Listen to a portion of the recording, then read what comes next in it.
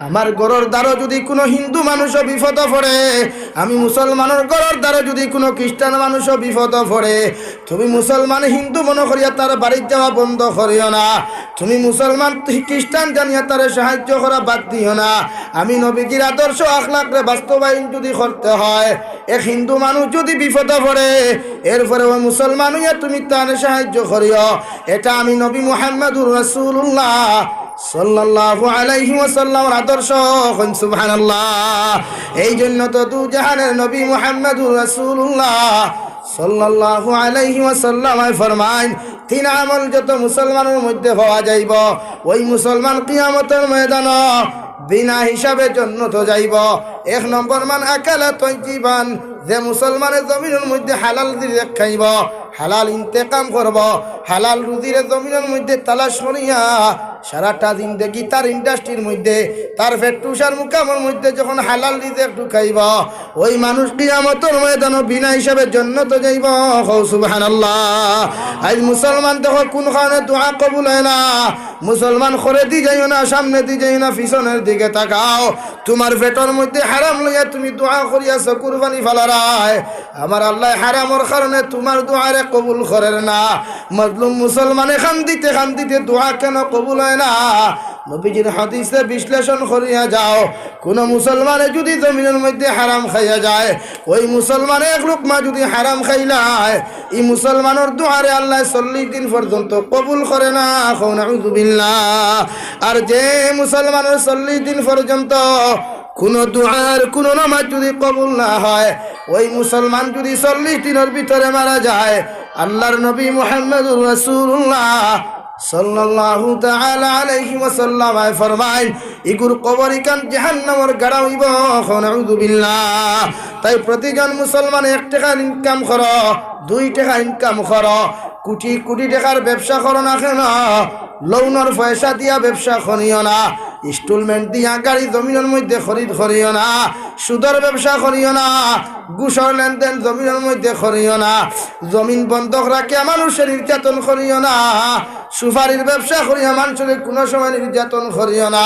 করে তিন মিসকিনের জমিনটা আত্মসাৎ করিও না, নতুবা আল্লাহ ছাড়তে কোনো সময় কোনো বন্দারে ছাড়িয়া দে না। যদি জমিনের মধ্যে কোনো মুসলমানে কোনো এতিমের হক জমিনের মধ্যে মারিয়া খাইলাও, কোনো রাড়ি বেবার হকরে যদি জমিনে মারিয়া খাইলাও, আল্লাহর জাতর কসম খাইয়া খুইয়ার, যত মুসলমানে শক্তিওয়ালা মুসলমানে যদি কোনো দুর্বল মানুষের উপরে জমিন নির্যাতন কর, ওই মুসলমানরে খাইল কিয়ামতের ময়দানে আল্লাহ জাহান্নামের মধ্যে যখন দিব, জাহান্নামের মধ্যে দেওয়ার লগে লগে আল্লাহ সঙ্গে সঙ্গে জিকির করব, মা সালাকাকুম ফি সাকার, হে জাহান্নামী হল তোমাদেরকে কোনখানে জাহান্নামের মধ্যে দেওয়া হলো? ওই সময় খানো আপনি আমি জবাব দিব, ক্বালু লাম নাকু মিনাল মুসাল্লিন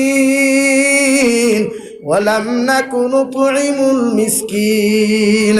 আল্লাহ জমিনের মধ্যে নামাজ পড়ি নাই, আপনার কুদরতের কদম সজদা দেই নাই, আর দুর্বল এতিম মিসকিনগুলোর হক আমরা জমিন মারিয়া খাইছি, ইতারে জমিন নির্যাতন করছি, শান্তিতে জমিন বসবাস করতে দিছি না।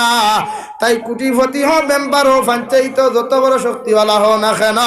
তুমি তো নমরুদুল্লাহ খান শক্তিশালী জমিন কোনোদিন হইতে পারতায় নাই, ফেরাউনুল্লাহ খান হিংসাওয়ালা জমিন কোনোদিন হইতে পারতায় নাই, সাদ্দাতুল্লাহ খান অহংকারওয়ালা জমিন কোনোদিন হইতে পারতায় নাই, কারুনের মতো মালওয়ালা জমিন কোনোদিন হইতে পারতায় নাই। ওই কারুনের খবর লও, সাদ্দাতের খবর লও, নমরুদের খবর লও, এত বড় হিংসুক, এত বড় তকব্বুর করনেওয়ালা, এত বড় হিংসা করনেওয়ালা, অহংকারী করনেওয়ালা, এত হিংসা করনেওয়ালা, জুলুম অত্যাচার করার পরে আল্লাহ তাআলা জমিন ছাড় দিছে, মগর ছাড়িয়া দিছে না। ঠিক কিনা? তাই আব্দুল্লাহ ফুরন মুসলমান, তোমার আল্লাহ দন দিছে, তোমার দনের পড়াই জমিন তুমি করিও না, যার বা দনের দাঁড়তে তন লইয়া তুমি জমিন পড়াই খটায়।